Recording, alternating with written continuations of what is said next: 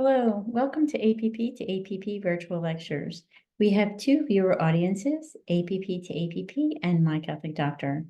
The title of the lecture this evening is NaProTechnology an authentic alternative to IVF? And we will focus on infertility and recurrent pregnancy loss.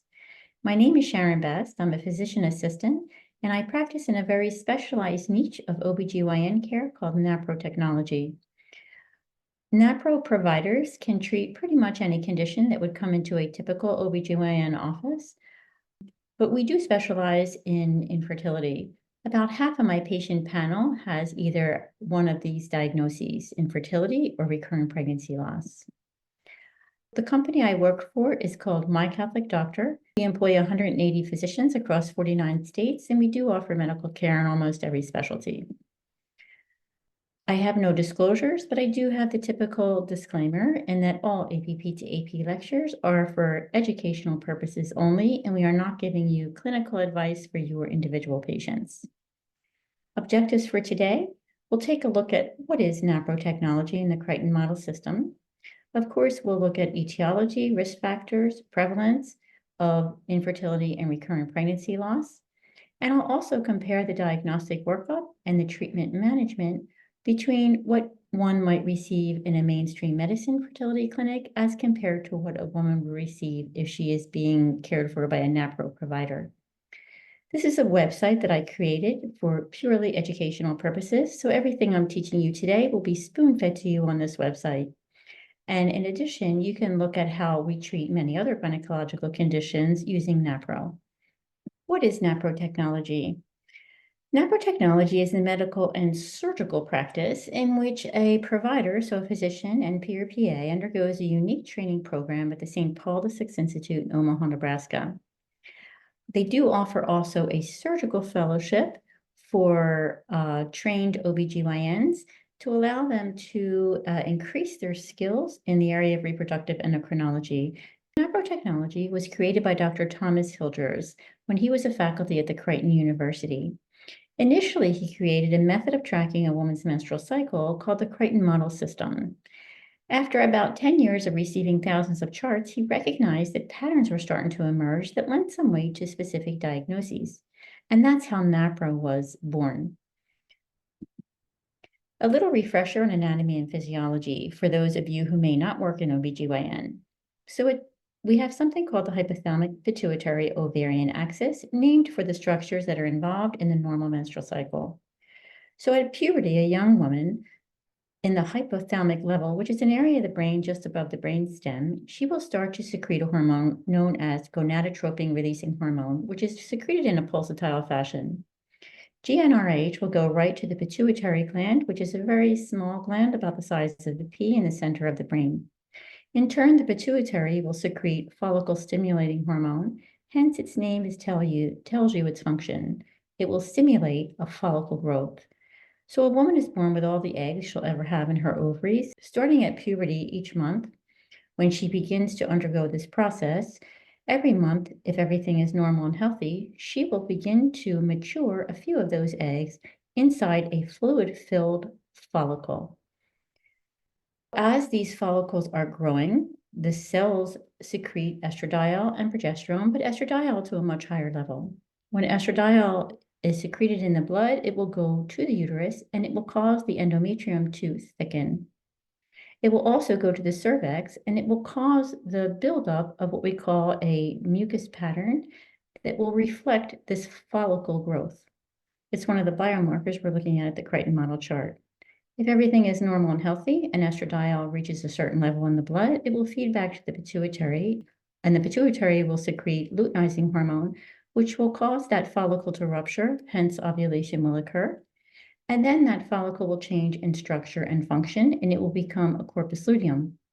The corpus luteum will also secrete estrogen and progesterone. However, progesterone will be much more dominant. That progesterone will go to the cervix, and it will dry up that very fertile appearing mucus. And it will also go to the endometrium and it will stabilize it and stop it from thickening. And it will make it very nutritious to receive a baby and to hold that pregnancy for the duration of the 40 weeks. Now let's take a look at some of the biomarkers on the Crichton model chart. I have them listed for you here on the left, but we're going to look at an actual patient's chart that I have, and I have her biomarkers here. So we look at cycle length. Her cycle length is normal, 33 to 35 days, and we see that cycle length here. We look at the flow, we look at the length of the days, and we also look at the pattern of the flow to see if it's a breakthrough bleed or to see if it's a true period. We look at the mucus buildup. So the mucus buildup is pictured here, and again, that is representing that follicle growth that we just talked about. We do expect that to be a certain number of days in length, and we expect it to have a certain pattern. We also look at a post-peak length, which means we help her identify a peak day. So the peak day is a day that is within 48 to 72 hours of this egg popping out. So it's when she notices that change in mucus. So she'll mark the peak day, and the post-peak phase will be the length of the phase after the peak to the day before the next period. We'll make sure and we'll help her to confidently identify a peak day. And we can recognize here an ovulatory cycles, and then we have supplements and medications we can give to help promote ovulation.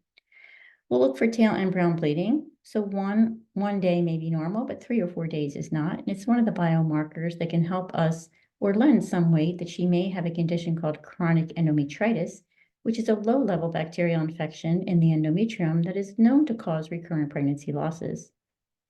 We'll look for intermenstrual bleeding. We all know that people with endometriosis might have postcoital bleeding. People with PCOS and endometriosis may have mid-ovulatory bleeding. We'll look for premenstrual blood here at the end of the cycle, and then we do a very complicated calculation to figure out something called a mucus cycle score using the data that she has collected during this buildup of her mucus, reflecting again that follicular growth.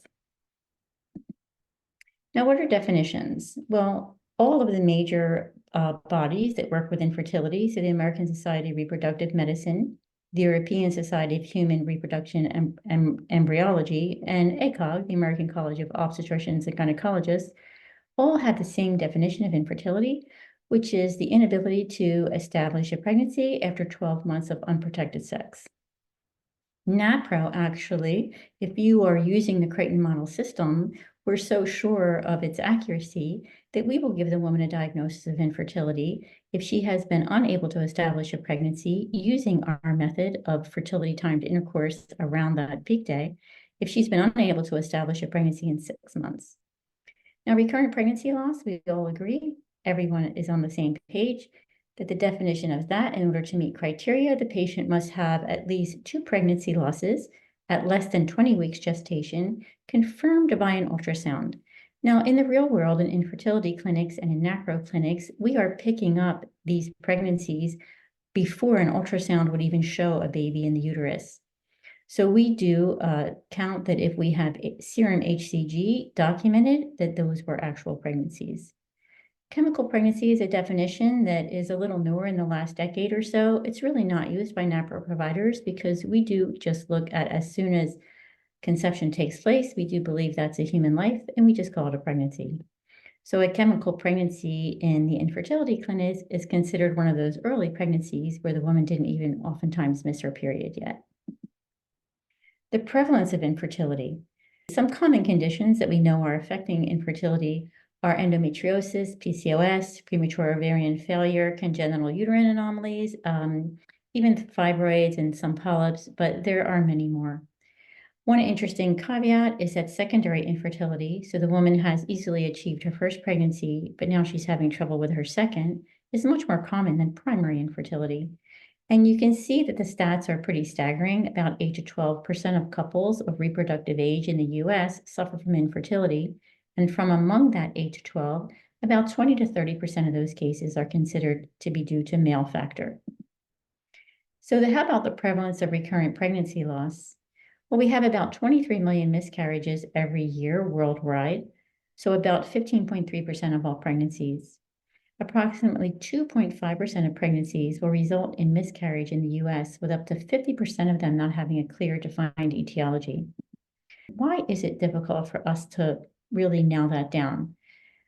The literature will tell you that etiology is often unclear after an extensive workup. However, from my experience, my patients that come to me from infertility clinics, They haven't had quite an extensive workup, but they have gotten to the point where they're given ovulation induction with letrozole or Clomid and perhaps IUIs, and then they're pretty much told IVF is your next step. Women will come to us because they don't want to use IVF for one reason or the other. And 30% of patients are given a diagnosis of unexplained infertility. We really don't give that diagnosis as much in NaPro. Oftentimes we can find the root cause. It is true, it is always multifactorial. It is very difficult to publish any studies to give you that etiology because every woman's situation is so highly variable clinically. So many of the studies that are out there are somewhat flawed and limited due to those variables. So here's risk factors that are easy to identify and everyone agrees on. Obesity, smoking, and excessive alcohol use are one of the modifiable risk factors, and obviously stay away from pollutants and pesticides.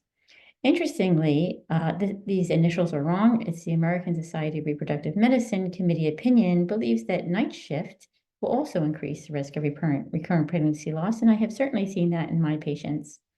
Structural anomalies, I'll let you read these, but I'll highlight how common endometriosis and endometriitis, again, that low-level bacterial infection in the endometrium, how common they are as contributing to the etiology. Endocrine disorders, we're always going to look at all of these, and I've highlighted Luteal Phase Deficiencies, LPDs, and this is per se low progesterone in the luteal phase. Almost all of my women have this, I would say about 98%. So we replace that progesterone, and oftentimes that's enough to get them pregnant. Other times it isn't enough. We have to continue with that workup. We will check for hypercoagulable states for recurrent pregnancy loss. I have a whole slide on this, and we sometimes will do chromosomal analyses.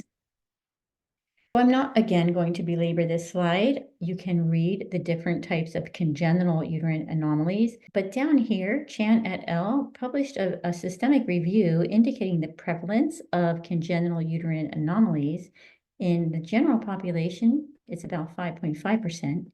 In women with a diagnosis of infertility, it's 8%. And we go up to 12.3% in women with a history of pregnancy loss or recurrent pregnancy loss. And we go way up to 24.5% in women with a history of miscarriage and also diagnosis of secondary infertility. We have to mention this intimate relationship between endometriosis and infertility.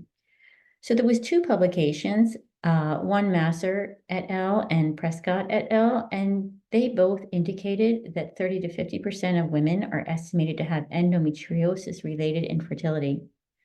So Thomas Hilgers did a study as well. It was quite some time ago in 2004, but he did look at 660 women with a diagnosis of infertility and found that a whopping 77.4% had endometriosis.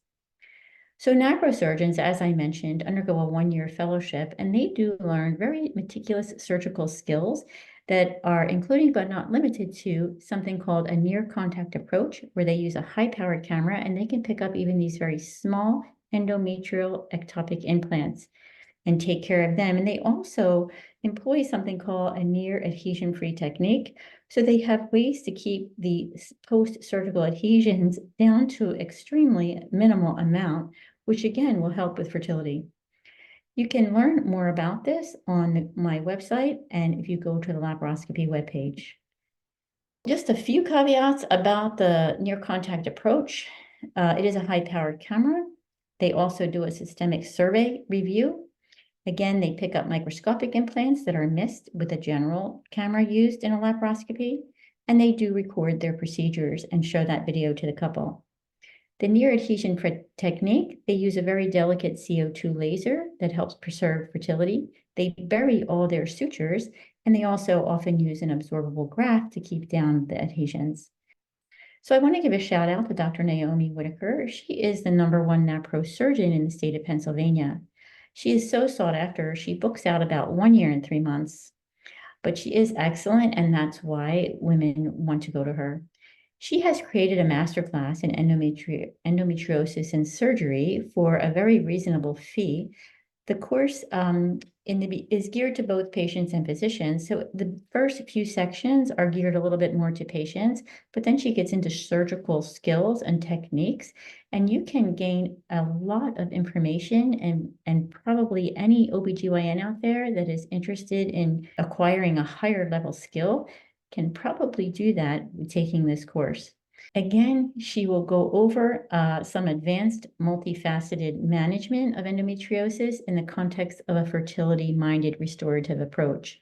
And she'll tell you some of those techniques that she uses for the near adhesion-free. Here's a website, or you can go to my Queen of Hearts Fertility, and you can go to the endometriosis page, and you can click right into this course. Now let's get into the meat of the lecture, the diagnostic workup and treatment management. Now I will compare the laboratory workup for infertility and recurrent pregnancy loss side by side, again, comparing what a woman might receive if she is being seen in a mainstream medicine infertility clinic compared to what she might receive if she was being treated by a NaPro provider. So both of us will have the women track their menstrual cycle. I prefer the Crichton model charting system because some of the other modalities will use an LH monitor, and I know they are not accurate in PCOS and infertility cases. I also know that we have additional nuanced descriptors of cervical mucus that are not in the other types of charting, which gives us a little bit of an edge. So for example, sometimes we can see a specific type of mucus in the post-peak phase to let us know that this woman has chronic endometritis.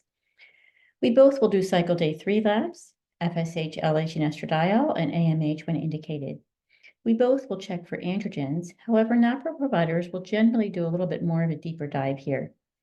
According to the Endocrine Society guidelines, a free testosterone should be checked initially, and if that is abnormal, other androgens can be added. Most NaPro providers will do a full panel right off the bat. My panel is a total testosterone, and then I check bioavailable testosterone, which will give you a percentage of free and loosely bound. I check sex hormone binding globulin, and I look at that as puzzle pieces because we know that if a lot of testosterone is being bound, we would expect sex hormone binding globulin to be less.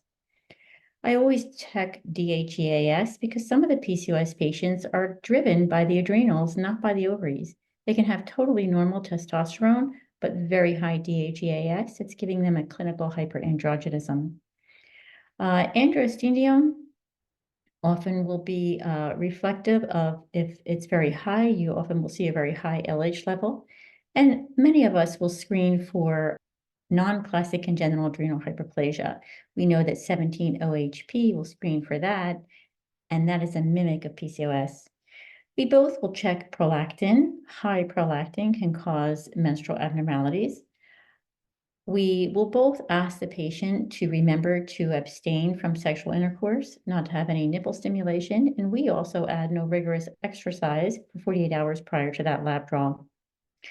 We both will check thyroid function, and again, NaPro providers will generally do a little more of a deeper dive there.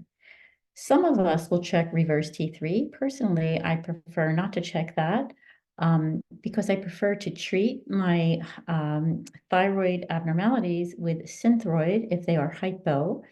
I don't usually prefer to use T3 because T3 is very transient and it's very hard to keep a steady state of normal thyroid hormones. I would leave the T3 treatment to the experts in endocrinology. I do expect that reverse T3 to be high in all my patients because it is reflective of an increased cortisol, and we know that our infertility patients are extremely stressed, so we know that their cortisol is often higher than most. So I will treat stress and anxiety in all my patients, but I don't want to give them the impression that they have a thyroid abnormality when all of their thyroid hormones are perfectly in good balance, with the exception of that reverse T3 being high. We do expect TSH to be kept within 1 to 2.5. Infertility clinics and NaPro agree on that, and oftentimes we are put in a position to educate non-fertility trained OBGYNs that that is appropriate to be using a little Synthroid when they're in the upper 3 range. So hormone panels. NaPro providers are experts in evaluating and treating hormone imbalances. We have a whole few slides on our hormone panels. Generally, in mainstream medicine, they will check hormones, and they have usually 1 to 2 days in the luteal phase that they will check, and once in a while, a pre-ovulatory estradiol level is checked. Hypercoagulable workup, we do it exactly the same. I have a full slide on that. Semen analysis, we look for the exact same parameters, and we have the exact same parameters that we consider normal or abnormal. However, we do collect the semen analysis differently in a way that would be morally acceptable to even the most strict religions. Let's look at hormone panels. So our panels and the norms that we have established for the peri-ovulatory panel, which is a panel that we are going to look at to assess estradiol, and a post-peak panel, which is a panel we are going to draw to assess luteal phase progesterone and estradiol. NaPro has 30 years of research to establish these norms. It's one of the things that we do best. So I'll explain. Here's a Crichton model chart. Here's her flow. Here's her mucus buildup. Here's her peak day. You can see them clearly identified with P's. The peri-ovulatory panel will start right after the cycle. The woman will go every other day until she has 1 estradiol level drawn after her peak day marked on her chart. And then for a post-peak panel, the woman will start on her P+3, and she will go 5 draws on 3, 5, 7, 9, and 11. So for instance, we have a norm established for a P+7 that is 15.7 nanograms per deciliter with a standard deviation of plus or minus 5.7. So we would expect on P+7 a normal progesterone to fall between 10 and 21.4. So let's take a little bit closer look at the peri-ovulatory panel. Now, the purpose of this panel is to evaluate this follicular growth to see if it looks normal. So again, we have the patient start on cycle day 8 or 9. She'll go to the lab every other day until she has 1 estradiol lab drawn after her peak. From among these 5 to 6 lab results, we're going to pick the highest estradiol level, and we're going to give that a name as peak E2. So this is what we're looking at, the peak E2 level. Once we establish which one of those draws she did that is peak E2, then we can identify the draw that was done 2 days prior to that as a peak E2 minus 2, the draw that was done 4 days prior to that as a peak E2 minus 4, and the 1 lab draw that was done after her peak day as the peak E2 plus 2. So here's an actual patient's chart. This is patient A, and it's her peri-ovulatory panel. You can see she started on 5/19, and these are the results that she received. I highlighted 5/25, which is this day right here. So she started on cycle day 9, which is 5/18 here. She drew the labs every other day, and then she drew 1 lab after her peak. The highest was on 5/25, falling right here, right before the peak day, which is what we would expect with the typical flow of estradiol. And so I could then label her E2 minus 2, E2 minus 4, and E2 plus 2. And I could match them to norms. So a normal peak E2 is 201 to 319 pegs per mil, and she was right in a normal level. So that gives us an idea that she's growing that follicle normally, and that this woman, she may not respond that well to letrozole, because letrozole, what does it do? It grows the follicle. So she may have some other problem. So now let's take a look at post-peak progesterone panels. So this was a study done, again, published quite some time ago. There was 201 patients, and across this x-axis, you can see P plus 3, 5, 7, 9, and 11. So again, these are post-peak labs where we're going to draw progesterone and estradiol. This graph is showing you progesterone. The study group is in red, and the control group is in blue. And you can see that women with infertility had significantly lower progesterone right across the board. Now here's a post-peak panel of patient B. So this is patient B's period flow. So then she has some days, and now here is her mucus buildup. And so here is her peak day. So she started her draws on peak plus 3, 5, 7, 9, and she did an 11 that was on the next line that I didn't snap a picture for you. So again, we'll start on P plus 3. She'll go to the lab every other day so that we can find P plus 3, 5, 7, 9, 11 values. Here's her values. Interestingly, she was very high on P+3, so she wasn't like that sine curve we just saw, low across the board.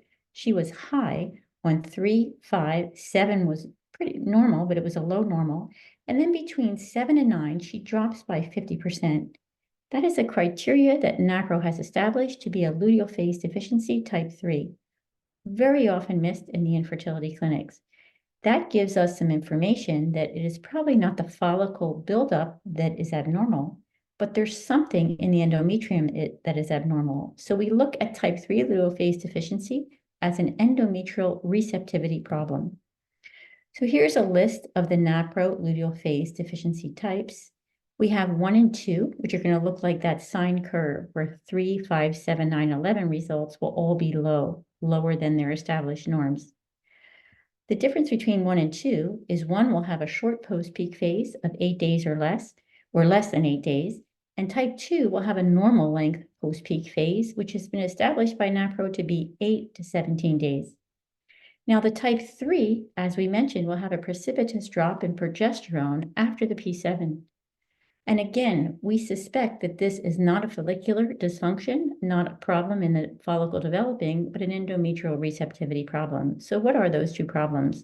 Well, the most common is going to be low progesterone. But when we check our levels, many NaPro providers know that when they are giving progesterone replacement, they check a P+7. But in a type 3 luteal phase deficiency, you're not going to be accurately replacing the progesterone she needs by only checking a P+7.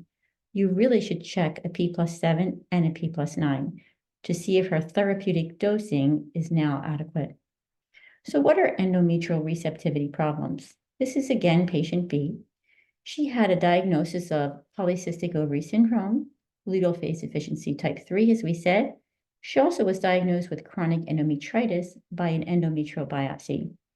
So she had a PCOS phenotype C. She had regular length cycles, and they looked ovulatory. Every week she was getting a peak day. She was told by a former OBGYN that she saw that she absolutely did not have PCOS, but she did fit the Rotterdam criteria. You only have to have 2 of the 3.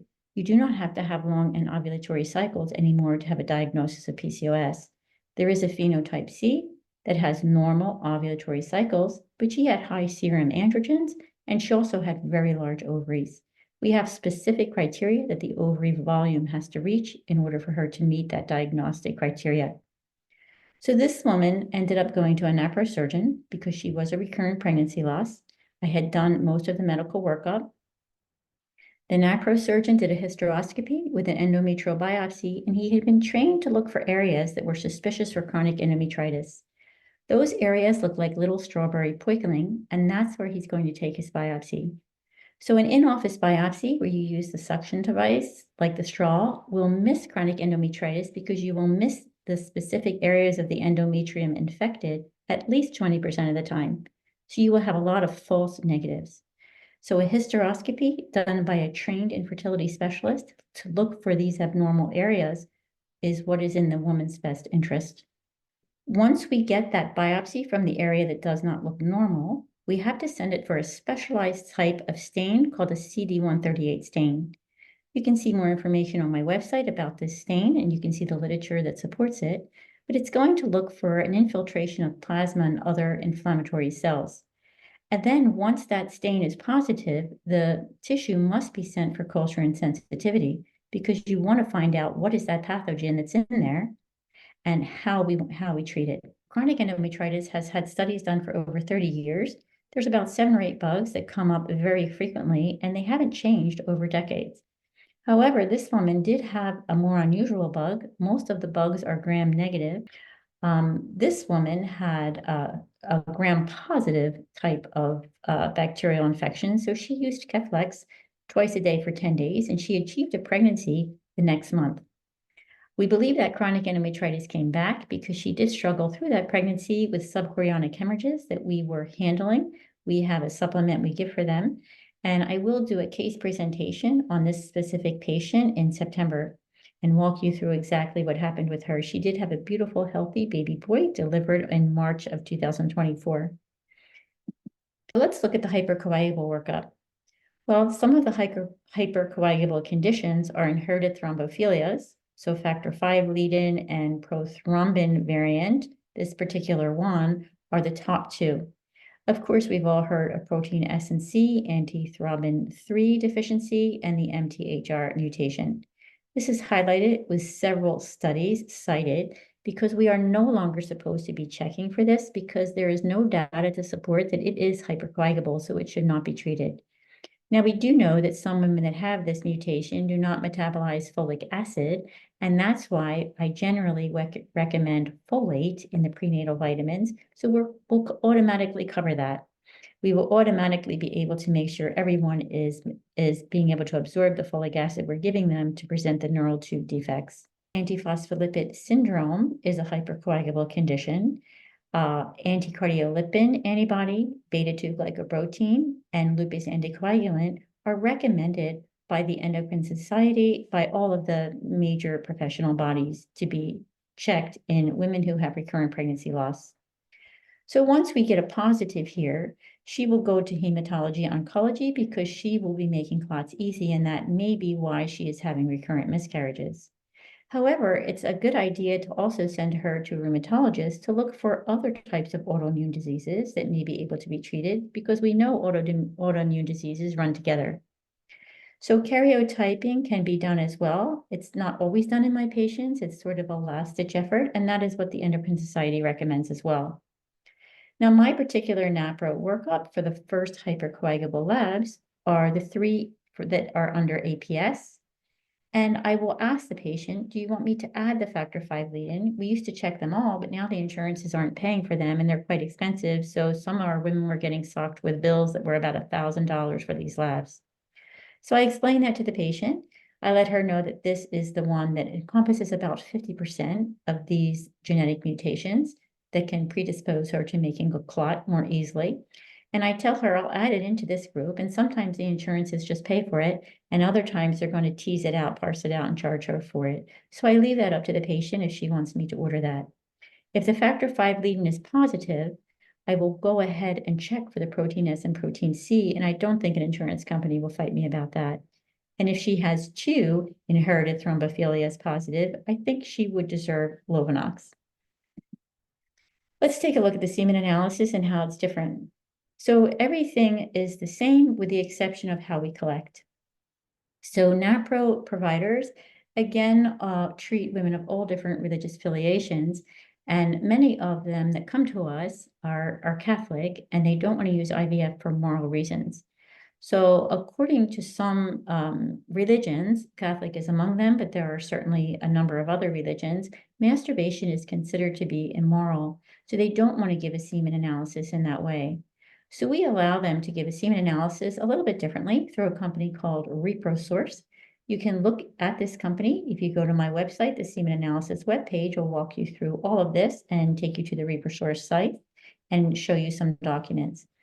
Generally, ReproSource, the patient will fill out a form. I will connect them with a ReproSource rep. The rep will call them within 48 hours and explain this whole process. The patients are sent a little kit. They have to buy a polyurethane condom because a latex condom will interfere with the semen analysis. They make a few holes in the condom to permit the couple to be open to the transmission of life, and then they have intercourse in the normal way. They take the condom and they take the ejaculate and they put that into a sterile container, and then they expeditiously will send that by FedEx to the ReproSource lab, and I will receive the results. So one of the benefits of collecting the semen analysis this way is that we will actually get the pre-ejaculatory fluid, which is very potent with a sperm. We have the same parameters. NaPro has a minimal, which matches the mainstream medicine fertility, and we have an optimal, and I'm sure they would agree. So the minimal volume is 1.5 mils of ejaculate. Sperm concentration is 15 million per mil. Morphology is the structure of the sperm. Again, I teach a little bit about that on my website. And motility comes in what we call progressive and non-progressive. I gave you a little hint here. The progressive are basically the sperm are swimming in straight lines and large circles, and non-progressive, they're in very tight circles. The progressive motility is the more important one. So there's the parameters we look for, and here's our optimal parameters. Now, 1 or 2 specimens.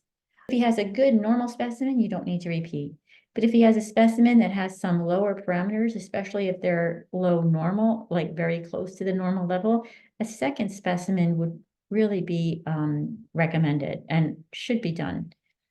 So we should have at least 2 specimens to give that man that diagnosis. So what happens if we have a low parameters on that semen analysis? What next? Well, I generally recommend my men will have a full medical evaluation just to check for overall health, thyroid function, vitamin D levels. We recommend them to be between 50 and 75 because overall health in many different body systems is associated with good levels of vitamin D. I'd like to bring your attention right here. One of the things that's important is to do a testicular ultrasound to look for varicocele. Varicocele are present in 4.4 to 26% of the normal population, and in 21 to 41% of men with a diagnosis of primary infertility, and 75 to 81% of men that are in a relationship and the woman has a diagnosis of secondary infertility. So we do have amazing over-the-counter supplements that anecdotally, I see these making tremendous changes in the sperm concentration. So I generally will give L-carnitine 2 to 3 grams per day, CoQ10 200 milligrams per day, and vitamin E. And we do have some data to support that this will improve sperm health. So imaging modalities. Mainstream med and NaPro, exactly the same. However, I do think that what I have seen in my patients that have been seen by infertility clinics is generally they will have ovulation induction and a few IUIs. And if that doesn't work, they're referred right to IVF. And that's when some follicle tracking is done. For us, we will do that follicle tracking and we will make a diagnosis of ovulatory dysfunction and we know how to treat that. So we again can really be an authentic alternative to IVF. So generally, we'll both do pelvic ultrasounds, sonohistograms, hysteroscopies, hysterosalpingograms, MRIs as indicated, often for if we suspect a congenital uterine anomaly, and perhaps if a cyst in the ovary is not well defined and we're expecting it could be an endometrioma, sometimes we can get a little more information with an MRI. Follicular ultrasound series, let's talk about that. We start the series, first we get a baseline ultrasound transabdominal and transvaginal on a cycle day 5. Then I place an order for a stat standing order, a little unusual, but I usually talk to the imaging center ahead of time to let them know that we are going to be doing some follicle tracking. I order a limited transvaginal ultrasound only, so no transabdominal for this standing order. And then we ask the radiologist to give us 3 measurements of all the follicles they can see that are greater than 1 centimeter in both ovaries. Sometimes they'll calculate for me the mean follicular diameter, but they will always give me the 3 dimensions. Mean follicular diameter of that follicle is calculated by adding together the 3 dimensions and dividing that by 3. I also ask the radiologist to closely assess the phase of the endometrium, whether it's proliferative, trilaminar, or secretory. And we ask for a total ovarian volume to be calculated for each ovary with each scan. So the patient will start follicular ultrasound number 1 on cycle day 8 or 9, depending on how long her cycles are. Cycle day 8 is probably preferred. The mean follicular diameter of the largest follicle, if it is less than 1 centimeter, she'll repeat that scan in 3 days. If it is between 1 and 1.3, I ask her to repeat the scan in 2 days. If it is greater than 1.4, she repeats that scan daily or until the follicle ruptures or until it becomes hemorrhagic. I do ask for 2 scans post the ovulation because we're looking to see how well that follicle collapses. We have a few types of ovulatory disorders where the collapse will take 48 hours when normal is 24 hours, and another one will only partially collapse. A normal collapse means that that follicle will collapse at least 0.75 centimeters from when it was its largest size.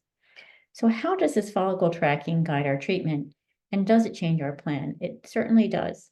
One of the 2 common ovulatory disorders that we diagnose are called immature follicle syndrome and luteinized unruptured follicle, and they would have 2 totally different treatment plans. So the immature follicle syndrome, hence its name, tells you this follicle is not growing to full maturity. full maturity is at least 1.9 centimeters, and we'll often see them 2 or a little bit over 2 centimeters. Whereas that would easily be treated with ovulation induction, letrozole or clomid, because that's going to grow that follicle bigger. Now, a luteinized unruptured follicle is when this follicle grows to normal length, and often they have a very robust periovulatory panel, like you saw on patient B. But what happens is this structure here becomes luteinized without that ovulation occurring. So there's no rupture of the follicle, but luteinization takes place. So on a Crichton model chart and on every other type of menstrual charting, and even if you're drawing labs, you're going to see a normal looks like a peak day. You're going to see a change in mucus. It's going to look like estradiol went up. It's going to look like progesterone then went up. So the only way to diagnose a LUF is by follicle tracking by an ultrasound series. So what do? If we see that LUF, what we'll see that this, once that rupture, once she documents on her Crichton model chart that peak day, and we can see that that mucus dried up, and we can see that this follicle grew to, say, 2.2 centimeters, but then it didn't collapse, and it's still quite large in this post-peak phase, and it's luteinized or hemorrhagic, we can determine that that is most likely a LUF. So we will repeat that follicular ultrasound her next cycle, and when her follicle gets to be 1.9, we'll give her an injection of HCG, and that will pop that follicle out and help her to get pregnant. So here's the classification of ovulation disorders that are diagnosed by the follicular ultrasound by NaPro providers. I've already talked about the LUF and the immature follicle syndrome. So we do have the partial rupture. I mentioned that this follicle will collapse, but it will be less than 0.5 centimeters. And we have a delayed rupture, that it will take more than 24 hours to collapse fully. And we have another diagnosis that's really nuanced in NaPro called afollicularism, which means that her follicle didn't even grow to 1.5. So immature follicle syndrome is a follicle that grew between 1.5 but less than 1.9. And afollicularism is a follicle that didn't even grow to 1.5. Both are treated with letrozole. So here's a table by Hilgers with ovulation disorders and reproductive anomalies. So no one, absolute infertility is associated with a LUF. You can't possibly get pregnant if the follicle doesn't rupture and the egg does not pop out. Afollicularism, you will never get pregnant if that follicle doesn't grow to at least 1.5. Now, the immature follicle syndrome, where the follicle grows between 1.5 and 1.9, you have a relative infertility. You have often recurrent pregnancy losses. You can have ectopic pregnancies and premature births more often. Now, the delayed rupture, which is when that it does collapse by 0.75 centimeters, but it takes 48 hours to do so. And that's why we continue that ultrasound for 2 days after she ovulates. That one we really don't have an association with. We need further studies. So now let's take a look at pharmacotherapy. As I mentioned, NaPro providers are experts in assessing and evaluating abnormalities in hormones in women. We also are experts in providing hormone replacement therapy. We use a bioidentical progesterone. Prometrium, which can be bought at any retail pharmacy and is often covered by insurance, is a bioidentical progesterone. We will give that in a cyclic fashion. If women are pregnant, we do a progesterone support during pregnancy, and they will take progesterone on a daily basis. But we're going to discuss more women that we haven't gotten pregnant yet, and we're working on making these diagnoses and fixing these underlying problems. So for PCOS, endometriosis, FHA, PMS, perimenopause, anyone that has a luteal phase deficiency, so low progesterone in the post-peak phase, is a candidate for bioidentical progesterone replacement. We're going to give them 10 days of progesterone timed to a luteal phase, and we'll give that every month. So many of these conditions, as you know, are treated with a birth control pill, which will do the job. It will take away the painful periods, and it will take away the risk of the PCOS patient getting a thickened endometrium and being at risk for endometrial cancer, but it also makes them infertile. And we are fertility specialists. So when we treat with cyclic bioidentical progesterone timed each month to a luteal phase, we can take away that risk of endometrial thickening. We can also help endometriosis patients have a normal progesterone in the post-peak phase. And then we have other medications and supplements we can give them to mitigate their pain. and actually to decrease some of these ectopic implants. Works amazingly well for PMS patients and perimenopausal patients. It's really an excellent management plan for anyone with a luteal phase deficiency. And again, we'll have a slide on progesterone support in pregnancy, just very briefly, but that is really a whole nother lecture. So we use oral, vaginal, and IM formulations. There's pros and cons of each. We're going to consider effectiveness, side effects, which can be positive or negative. Some of the women want the side effects. It helps you sleep. It takes away insomnia and perimenopause. It helps anxiety, it takes away irritability. So some of the women really love those side effects and they prefer a medication. So IM and oral will give you those side effects. Vaginal will not give them to you quite as much. And we have to consider cost. Preferably, we're going to dose at night right before bedtime because progesterone is going to make the woman tired. It might make her feel a little nauseous, which she won't feel if she's sleeping. Sometimes it can give her a little cognitive fogginess. So how do we dose? And how do we pick the formulations? So generally, here's a progesterone IM. If we want to treat a luteal phase deficiency, according to the NaPro protocols, we can give 50 to 100 milligrams on P plus 3, 5, 7, 9, and 11. So we can give 100 on each day, or you can give 100 on, you can give a 50 on 3 and 11 and 100 on 5, 7, and 9 to simulate that sine curve that we looked at. Now, in pregnancy, the max dose we're going to give for IM is 200 milligrams twice weekly. Now, the cost for that, the costs that you see here in the red boxes are based on daily doses for pregnant women. So obviously, someone using this just 10 days a month is going to pay much less. So the IM versions are the most costly. Now, what are the pros? The pros are IM is most effective. And we do match these norms to when we're doing pregnancy evaluations, we match trough levels.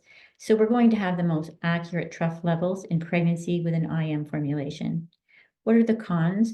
Almost every woman gets soreness at the injection site. Oftentimes lumps are created, bumps and bruises that can be distressing, and they need someone to give them the injection that feels competent. So I rarely use an injectable progesterone for a luteal phase deficiency. I do use it in pregnancy when I'm having trouble keeping that progesterone up to a level that I need to. And it's a conversation with the patient each time. So now the vaginal suppositories are the second most effective. Okay, we're going to start with a 200 milligram or 300, depending on her progesterone results, the levels in her post-peak panel. And we're going to give that time to her chart on P plus 3 through P plus 12 with a max dose of 800 milligrams. Again, for pregnancy, we're giving that daily. An average cost of 30 suppositories per month is going to be somewhere around $50, maybe $60, depending on the dosing. Okay, I will go all the way up to an 800 milligram, but usually if I'm doing 800 milligrams, I often have that split in two different formulations, like a 400 vaginal and a 400 by mouth. And they're taking the by mouth at night and the vaginal during the day, because the vaginal will not give you the side effects that are dizzy and fatigue and sleepiness. However, the cons are they can be a little bit messy and they can cause some local vaginal irritation, so dryness or itching. But a pearl is to use an applicator stick to have her put the suppository in and to follow that suppository with a 400 milligram capsule of vitamin E. And oftentimes those unwanted side effects will go away very quickly. And another pro is that it's going to penetrate the uterus really well. Now, when you do check levels for that, you should suspect they should be a little bit lower than if she was taking the IM injections. And again, we're always checking trough levels in women that are pregnant, and we are checking therapeutic levels in women who are non-pregnant for whom we are treating luteal phase deficiency. So we have a micronized oral progesterone. I usually start with 200. I'll check a P plus 7, and in a luteal phase type 3, I'll check a 7 and a 9. If I have her at therapeutic norms, therapeutic levels, we stop at the 200. Oftentimes we have to increase. And again, the max dose would be 800 milligrams. And oftentimes when I'm getting up around the 600 level, I'll see if they want to split and do two different types of formulations. So the pros are both the IM and the by mouth are going to really elevate and impact mood and make women feel a lot better. It helps them sleep, treats irritability. And oftentimes they really love the way it makes them feel. And that's very different from the synthetic progestins that we give. Women often feel very bad and have unwanted side effects with them. The cons are that there's a shorter half-life with the bi-mouth, so it's a little more difficult to obtain trough levels in women that are pregnant. However, we really don't feel that that's a problem. It is by far the least expensive. Sometimes with a GoodRx coupon, they can pay cash, and sometimes it's as low as $15 a month for a 200 milligram pill. We can maybe go up to 50 depending on insurance coverage. A little caveat is sometimes it's cheaper for them to pay cash than it is to go through their insurance, so you want to let them check both. So again, those positive side effects are going to happen even with a 200 milligram, and they're going to be more significant as the patient increases in dose. So negative side effects can be the next day fatigue, dizziness, or cognitive fogginess. So I usually will ask them about that when we're up around 400 or so. This is just a very quick slide on the progesterone monitoring in pregnancy. Usually when a woman is found to have a luteal phase deficiency prior to her pregnancy and she has a history of infertility or recurrent pregnancy loss, we're going to really recommend that she continue to monitor those progesterone levels and take progesterone support during her pregnancy. We have what we call a zone map. Again, it was created by Dr. Thomas Hilders at the St. Paul VI Institute. This is zone 1, zone 2, zone 3 and 4.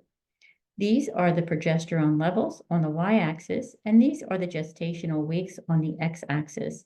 So we can plot her, and we will try to maintain the woman at least in zone 2. Mid-zone 2 would be terrific. We're very comfortable if she is up in zone 3. We're not worried about giving a little bit too much progesterone, and we will stop this progesterone sometime around 36.8 weeks to perhaps 37.8 weeks. Everything depends on how the woman has been progressing through her pregnancy. Most women are supposed to have the placenta take over around week 12 or 10, 11, 12 of the gestational age of the baby, but our women have a tendency that does not happen. On rare occasions, it will. Sometimes women here, when they're getting into the later second and third trimester, all of a sudden the placenta will kick in and we can take them off at 27, 28 weeks. Other women will require progesterone right through to 37 weeks. And then once we take them off, there is no sequelae. They often will deliver. They absolutely do not deliver late. That is a myth that women will deliver later because they were on progesterone support.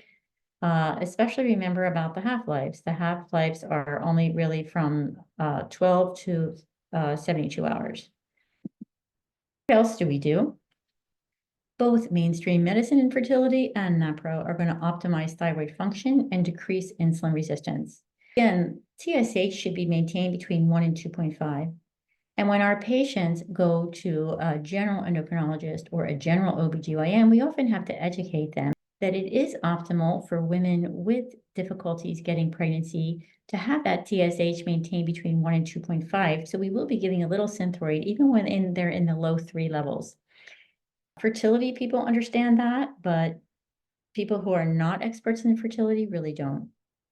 Now, with regard to insulin resistance, definitely in fertility clinics, in the mainstream medicine venue, as well as in the NaPro, know that treating insulin resistance is very important to help with infertility. I do a 3-specimen glucose and insulin test. So the woman will go to the lab fasting. She'll get a fasting glucose and insulin. She'll drink a 75-gram glucola, and then she will have glucose and insulin testing 1 hour after that glucola drink and 2 hours after the glucola drink. That 1 hour level is the one that research indicates is the most significant to indicate what is the steady state of the insulin in the plasma. If I do suspect the woman has insulin resistance, so in other words, if she is overweight or she has a diagnosis of PCOS, I will ask her to do the 3-specimen testing. If the woman is very thin and I don't suspect she has an insulin resistance, I may not have her do the 3-specimen testing. I may have her do just a fasting insulin and glucose and see where that lands. Once we are treating, again, metformin is recommended by the guidelines, and infertility. And also, I do know I have seen myo-inositol T-Chiro at 2,000/50 milligrams twice daily. That is usually 4 pills daily for the woman. I have seen that bring down insulin quite effectively, but it will not be effective enough in our very severely high insulin patients, such as those with PCOS. I gave them education. I let them choose which one they want to try. And then I will monitor the effectiveness of this if they want to try the supplement. Another caveat is the supplement is going to cost them about $40 a month, and metformin is going to cost them about $4 a month. So finances may be an issue. And also, we do know, and we do have studies to say that metformin will promote ovulation by mechanisms that we're not sure of. If metformin does not work and we've titrated her up to 2,000, I usually start her on 500 milligrams daily. In 2 weeks, I'll increase her to 1,000 milligrams daily, and then I'll take a recheck of that glucose and insulin. If she needs more, we'll titrate up to the 2,000 daily. Now, how about cervical mucus? We talked a little bit about that biomarker on the Crichton model chart that we get a mucus cycle score. NaPro, Dr. Hilders per se, has categorized mucus cycle scores into the following categories.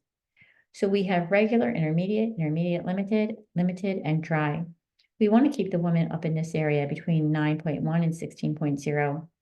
The only person that would know how to calculate that mucus cycle score is a certified fertility care practitioner trained in the Crichton model system. This is another nuance that I think makes the Crichton model a little bit better than some of the other fertility tracking apps. We do have cervical mucus enhancers. They're very simple. Only one that needs a prescription is the third. This is the tier we use them. We'll start with 500 milligrams of B6 sustained release. Make sure they're getting a sustained or extended release. An immediate release really doesn't work. So at a sustained release, 500 milligrams, take daily for up to 6 months. And if this is improved, after 6 months, we can decrease to 100 milligrams. Some of the side effects we want to ask about after they start are nausea, stomach cramps, numbness and tingling in extremities, and gait disturbances. If this is not enough, if this doesn't change the mucus cycle score, I just take it right off the table. If it changes the mucus cycle score, but doesn't get her into this regular category, then I'll add guaifenesin, which is the over-the-counter Mucinex. I'll have her take 1,200 milligrams twice daily. She'll start shortly after her menstrual period ends, and she'll continue through her P+1 day, right when she should be having that mucus buildup. It's often quite effective. If we still need something more, we can prescribe amoxicillin antibiotic, 500 3 times a day. Again, she'll start somewhat right after her menstrual period ends, and she will go to P+2. A Perlis, check to see if your woman has vitamin C in her prenatal vitamin or multivitamin, or if she's taking that on the side, because we do use vitamin C when women have a lot of extra mucus, and it helps them decrease the mucus so they can identify their peak day. So if she has a low mucus cycle score, you want to make sure she's off the vitamin C. And I also want to mention that whenever you're drawing any of those hormone labs, remember we had the slide comparing the cycle day, looking at the mainstream medicine fertility and NaPro. We looked at the cycle day 3 labs, the prolactin, the hormone panels. All of these labs, or many of these labs, can be interfered with by taking biotin. Biotin is in a lot of prenatals. Literature states the biotin has to be about 5 milligrams daily or more, but I do believe that 3.5 milligrams could be enough to alter some of those results, and we really are specific about what we're doing. So please make sure your patients are not taking biotin when they're having any of those hormone labs checked. Next, we're going to talk about how do we promote ovulation. If you recall, I mentioned in a PCOS patient or in any patient that's having long and ovulatory cycles, we will first stabilize their endometrium. So we'll make sure it's not going to get thickened by giving them cyclic progesterone. Well, if our PCOS patient wants to get pregnant and I'm giving her cyclic progesterone, say she's starting every month on cycle day 18 and taking it through 27, that's a 10-day dose, I may be inhibiting her ovulation because maybe she's not going to ovulate until day 24 or 6 or even 30. So what I'll do is I'll begin the first phase will be to manage and protect her endometrium. So the PCOS patient will get progesterone on cycle day 18 to 27. Once I see I'm having monthly withdrawal bleeds because I have adequate progesterone and I've checked those therapeutic levels and they're matching norms, then I will move her to phase 2, and I will move back her starting progesterone to cycle day 22, and she will take that through cycle day 31. And then I give her some medications to try to promote ovulation. So we already mentioned metformin. If she has insulin resistance demonstrated already by the labs, metformin should already be on board. I can try to add NAC. So NAC, N-acetylcysteine, has wonderful research. Here's only 3 studies, but you can find many more. That it is a potent anti-inflammatory. We know endometriosis is an inflammatory condition. And we have studies to show that NAC will decrease the ectopic implants. It will mitigate that endometrial pain that they're having, both dysmenorrhea and dyspareunia, and it will also even shrink endometriomas. The studies are quite excellent. I cited a study here by Anastasia et al., published in 2022 in December. He had women 18 to 45. There was 120 participants. And what he did is he gave NAC 600 3 times a day, 3 days a week for 3 months. And the p-value showing the decrease in the endometriomas was less than 0.0001. Mitigation of their endometrial pain was again the same p-value, which is impressive. And from among the 52 women who desired pregnancy, 39 successfully achieved within 6 months on the NAC. And that has another beautiful p-value of 0.001. So we do know that NAC is wonderful in promoting ovulation, mitigating endometriosis ectopic implants, mitigating pain. So oftentimes I will start my patients on NAC. CoQ10 has wonderful studies too to show that it will improve the egg quality and it will improve fertility in women, especially with a poor ovarian reserve. So some of our women are approaching perimenopause and they want to get pregnant. And again, we are successful in doing that. One of the pearls is these supplements can get to be expensive. And if they're going to spend money on the supplements, they might as well know they have a quality supplement. There's many companies like Fullscripts. I have a Fullscripts account and I make each of my patients a Fullscripts account. They will quality control the supplements to make sure what is being said is in the bottle is in there. And I can also give them a 25% discount to help a little bit with cost. Now, if I've done all these things and the woman is not having a peak day on the Crichton model chart, I will go ahead and move her progesterone. If she was a woman that was having long anovulatory cycles, I will move the start of her post-peak progesterone all the way back to cycle day 32, and she'll take that through cycle day 41. We'll start to see some peak days emerge.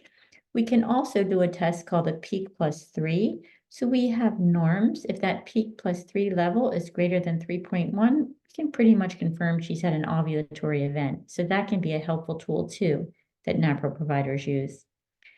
Now we're going to look at pharmacotherapy with regard to ovulation induction. We all use letrozole, Clomid, and second-line treatments are menotropins. So letrozole will work. Generally speaking, these are all to grow the egg. They're not going to be very effective if we have an endometrial receptivity problem. With an endometrial receptivity problem, we're going to have to identify what that is and treat it, such as low progesterone, luteal phase deficiency, and or that chronic endometritis, and with the biopsy. So our ovulation induction, letrozole is an aromatase inhibitor. It's going to prevent the conversion of androstenedione to estrone and testosterone to estradiol in the ovaries. That, resulting in a decreased systemic estradiol level, is going to feed back to the pituitary and cause an increase in FSH output, in turn growing the follicle to a more robust size. Clomid's a little different. It's a SERM. It's going to work at the level of the hypothalamus on estrogen receptors. It's going to interrupt that ER recycling, depleting those estrogen receptors, and in turn causing low estradiol again. That low estradiol is going to feed back to the hypothalamus, increase the secretion of the gonadotropin releasing hormone up here, in turn causing a greater increase of FSH, and a more robust growth of that follicle. Now, the menotropins are considered a second-line treatment. We both use them. They're a combination of FSH and LH extracted from the urine of postmenopausal women, given as a sub-Q injection to increase the follicular growth. These are also used in male infertility to improve spermatogenesis. It does require that you would monitor the patient closely for OHSS, ovarian hyperstimulation syndrome. Let's mention IVF before we close up the lecture. IVF, the magnitude is staggering. The last stats I could find were in 2019, so I'm sure this is much higher and it's often underreported. But about 8 million IVF pregnancies were reported worldwide. The CDC, the 2019 Fertility Clinic Rate Report, stated that ART has doubled in the last decade. About 2% of all infants are born, and again, these are underestimates. And in 2019, we had about 330,773 cycles reported in 448 clinics. Are there any risks to using artificial reproductive technology? Yes, there are actually risks reported in the literature. A recent study done by Dr. Barbara Luke from the Michigan State University Department of Obstetrics and Gynecology and Reproductive Biology, which was published recently, I believe it was 2022. I have it cited for you here. She looked at data from the Society of Assisted Reproductive Technology Clinic Outcome Reporting System from 2004 to 2017, and she compared samples 10-to-1 of non-ART births to artificial reproductive births, and she found there was an increased risk of chromosomal and non-chromosomal birth defects from various body systems: cardiovascular, GI, musculoskeletal, oral, facial, and in males, genitourinary. There was also an increased risk of solid tumors and an increased risk of leukemias, and I have that cited right here for you. Now, I have to close the lecture for NaPro on Teaching of Authentic Love. This is a book that is on my website that I recommend all my patients read. And I love it because it explains the teaching that NaPro promotes, that sexuality is actually something holy given to us by God, a gift to the couple. Just as most people know what a baptism is, usually there is symbols to represent something that is going on underneath that is much more important in the spiritual realm. So the water in baptism represents a cleansing of the patient and an entering of the patient into the Christian community. Whereas we do believe that the act of sexual intercourse is actually a symbol of the husband saying to the wife and the wife saying to the husband, I commit to you for life and I will do anything for you. I'll sacrifice and I'll die for you. So we teach that the act of sexual intercourse is really symbolic of this commitment. And we teach the couples to love each other by using other modalities in addition to the physical act. We teach them to love each other on an emotional and spiritual level. This book explains it much better than I can, but most women that I give this book to really love it. In summary, NaPro providers are experts in hormone assessment and hormone replacement therapy. Our surgeons are trained to employ a meticulously operative techniques focused on preserving fertility and preventing adhesions. We specialize in finding the root cause of infertility and recurrent pregnancy loss. And again, that is always multifactorial, and we treat each as we find it. We do a very similar laboratory workup. It includes everything a typical fertility clinic in mainstream med is doing, and we do a little bit more. We take a little bit deeper dive in some of those labs. We use supplements and medications that have robust data to support efficacy. Now, I have to have a disclaimer here that that is my art of practicing. I will only use the supplements that I believe have good quality, robust data. There are medicine is an art, and many NaPro providers will use some supplements that may not have as convincing data because they may have anecdotal evidence or they may have some other reason to trust those supplements. Again, we don't judge each other. Medicine is an art. There's always more than one way to practice good medicine. We're often in a position to educate OBGYN providers and endocrinologists who have not been trained in reproductive medicine. We will treat women from all ethnicities, religious affiliations, and socioeconomic backgrounds. We will always try to help meet women where they are when they're having financial difficulties, or if they are underinsured or not insured. Our methods are acceptable by pretty much any religious faith as being moral and ethical, even the most conservative Catholics. I'm going to scroll through my references so you can take a screenshot if you want. Everything I stated was substantiated by research. You can always email me and I will send you a list of these publications. There was 41 that I cited in this lecture. Here's how to contact me if you have any questions. I'm very happy to chat with you on the phone, answer your emails. Please check out my website. It should be very informative. I'm always building it. It's always growing. All right. Thanks for listening today.